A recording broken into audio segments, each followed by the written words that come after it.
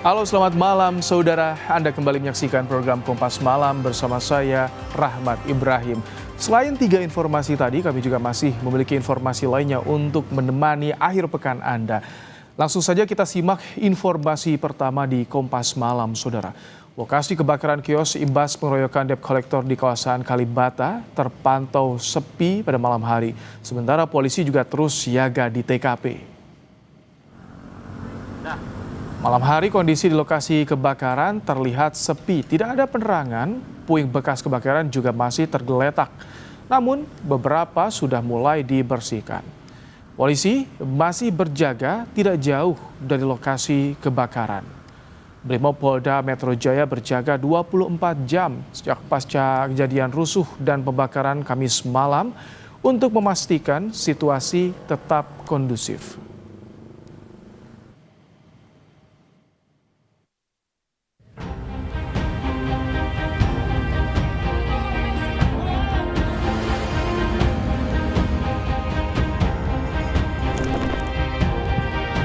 Inilah ke-6 tersangka anggota Polri yang menganiaya 2 debt collector di depan Taman Makam Pahlawan Kalibata, Jakarta Selatan. Ke-6 pelaku pengeroyokan menyebabkan 2 korban tewas karena persoalan motor yang menunggak. Kasus pengeroyokan terjadi pada Kamis sore 11 Desember 2025. Pengeroyokan bermula saat debt collector mencoba mengambil motor milik salah satu polisi hingga berujung pengeroyokan yang dilakukan oleh 6 pelaku. Berdasarkan hasil penyelidikan di lapangan, penyidik melakukan analisis terhadap keterangan para saksi dan barang bukti, maka penyidik telah menetapkan 6 orang tersangka. Ke-6 tersangka tersebut merupakan anggota dari Satuan Pelayanan Markas di Mabes Polri. Merespons kericuan di Kalibata yang berujung pada pengeroyokan akibat persoalan tunggakan motor, Gubernur DKI Jakarta Pramono Anung meminta semua pihak menahan diri. Pramono mengingatkan komitmen bersama untuk jaga Jakarta. Peristiwa yang terjadi di Kalibata ini kan sebenarnya peristiwa yang bersifat situasional, karena ada orang yang menarik agar dibayar, kemudian ada ketidakpuasan masyarakat, terjadi benturan itu, dan tentunya kita semua, saya sebagai Gubernur Jakarta meminta semuanya untuk menahan diri dan jaga Jakarta itu menjadi hal yang komitmen kita bersama. Maka dengan demikian nanti setelah polisi, aparat penegak hukum memutuskan, tentunya pemerintah Jakarta akan menindaklanjuti hal itu. Polda Metro Jaya menyoroti semakin maraknya kasus penarikan kendaraan yang menunggak oleh debt collector di Jakarta. Kabid Humas Polda Metro Jaya Kombes Budi Hermato bilang, kejadian di Kalibata akan jadi evaluasi SOP penarikan kendaraan. Perusahaan pembiayaan harus mengatur regulasi yang tepat dalam penarikan kendaraan. Ini yang menjadi perhatian kita bersama, dan ini dengan adanya peristiwa ini menjadi evaluasi bagi seluruh pembiayaan leasing-leasing untuk bisa mengatur regulasi yang tepat. Mohon maaf, kadang-kadang SPK tersebut belum tentu ada dan itu turun kepada tangan berikutnya, sehingga bukan kepada orang yang memiliki pengetahuan, edukasi ataupun skill tentang hukum, sehingga mencegat, memberhentikan, bahkan merampas. Kasus tewasnya 2 debt collector imbas dari penarikan kendaraan yang menunggak kini sudah diproses hukum. Selain ancaman pidana, ke-6 pelaku juga terancam dipecat dari institusi Polri. Tim Liputan Kompas TV. Bagaimana proses hukum kasus pengeroyokan 2 debt collector bergulir? Kita sudah bersama dengan Kasubit Penmas Polda Metro Jaya, AKBP Reonald Simanjutak. Selamat malam, Pak Reonald. Selamat malam, Pak Ibrahim. Baik, Pak Reonald, ini kan ada 6 yang jadi tersangka. Ini peran masing-masing pelaku ini seperti apa? Mereka bersama-sama ketika sedang bertugas atau bagaimana saat kejadian itu? Iya, jadi seperti yang sudah disampaikan pada rilis terdahulu bahwa 6 oknum anggota Polri ini sudah dinaikkan statusnya menjadi tersangka, ya. Dan ini bermula dari di mana korban ini menghentikan sepeda motor milik tersangka AM, oknum anggota Polri, dan langsung mengambil kunci. Di situ terjadi cekcok dan disitulah mulai pertikaian di antara mereka, dan akhirnya berujung dengan hilangnya nyawa korban, yang salah satu di TKP dan salah satu rumah sakit yang ada di Jakarta.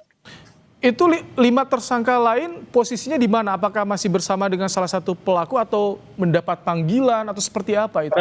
Pada saat itu mereka sedang bersama, Mas. Sedang bersama dan kebetulan terjadi kejadian tersebut. Oleh sebab itu hal yang tidak kita inginkan itu terjadi. Oke. Ini kan edukasi juga buat masyarakat, sebetulnya memang sudah ada penagihan kepada salah satu tersangka atau seperti apa yang menjadi pemicunya? Ya, inilah yang seperti disampaikan oleh Bapak Kabid Humas Polda Metro Jaya tadi siang. Ini menjadi momentum bagi kawan-kawan lembaga leasing atau pembiayaan, di mana nanti coba kita atur lagi, kita duduk bersama bagaimana sistem atau aturan untuk menarik atau masalah penarikan kendaraan, ya. Bahwa sudah ada aturan dari MK tidak boleh kendaraan tersebut ditarik pada saat di jalan atau ditarik paksa dari apa yang dilakukan oleh pihak ketiga pada debitur. Dan ini memang harus diatur karena memang kita mengingat juga yang namanya leasing kan investor, Mas. Dan ini juga harus ada jaminan bagi investor di mana proses mereka juga berinvestasi di Indonesia ini harus dijamin. Kemudian harus ada juga jaminan bagi debitur pada saat membawa kendaraan, proses penarikan kendaraan atau peringatan untuk waktunya jadwalnya dia harus membayar cicilan, ya ini juga harus kita bahas lagi bagi kawan-kawan leasing. Pak Ronas bicara soal tadi SOP menarik semua, tapi saya ingin ke yang soal etik terlebih dahulu nih, bagaimana? Kan untuk proses pidana sudah diungkap, nah untuk etik ini perkembangannya seperti apa? Apakah ini jadi dengan pelanggaran berat ancam dipecat? Ya, nanti seperti yang disampaikan kemarin bahwa tanggal 17 Desember tahun 2025 nanti, hari Rabu, akan dilaksanakan sidang kode etik kepada ke-6 oknum anggota Polri tersebut, Mas. Ya, di mana dasar pelanggaran mereka ya pasal 17 ayat 3 Perpol nomor 7 tahun 2022, pasal 13 ayat 1 PP nomor 1 tahun 2003, pasal 8 huruf C angka 1 Perpol nomor 7 tahun 2022, pasal 13 huruf M Perpol nomor 7 tahun 2022, larangan tindakan kekerasan perilaku kasar dan tidak patut. Nah, ini kategori pelanggaran berat. Dan ini akan dilakukan sidang kode etiknya nanti pada hari Rabu tanggal 17 tahun 2025 nanti, Mas. Pak Reona, kemudian ini soal menjaga keamanan masyarakat. Kan kemarin yang menjadi korban juga para pedagang di sekitar kios yang dibakar ini, seperti apa tindak lanjutnya? Apakah diusut juga kasus pengerusakan dan juga keamanan di sana bagaimana? Ya, saat ini kita fokus pengembalian situasi seperti sedia kala. Bapak Kapolda Metro Jaya memberikan jaminan kepada para pedagang, pada para yang pedagang di wilayah Kalibata untuk silakan berdagang kembali dan akan dilakukan pengamanan oleh anggota Polri di sana. Jadi Bapak Kapolda sudah memploting beberapa satuan-satuan yaitu Brimob, terus Samapta dan intelijen di situ untuk menjamin situasi tetap kondusif dan para pedagang tersebut kembali bisa berdagang dengan rasa nyaman dan aman. Itu, Mas. Nah, untuk masalah penindakan, masalah pengerusakan dan lain-lain, apabila ada laporan terhadap Polda Metro Jaya, pasti akan kita tindak lanjuti. Ya, dan itu kami pastikan akan penegakan hukum akan berjalan transparan dan akuntabel. Belum ada laporan hingga saat ini, Pak Rionald? Hingga saat ini belum ada laporan yang masuk ke Polda Metro Jaya.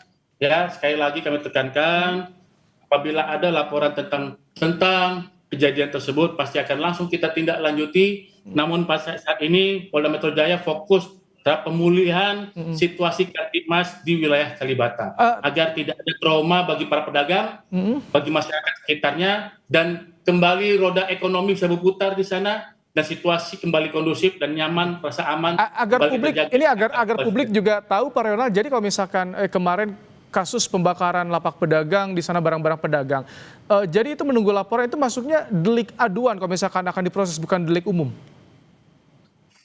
Ya, kita tetap melakukan penyelidikan di sana, ya. Tetap nanti kita akan lakukan penegakan hukum di situ. Tapi saat ini Polda Metro Jaya fokus kembali terhadap kembalinya situasi dan mengembalikan situasi dan rasa aman masyarakat di seputaran Kalibata.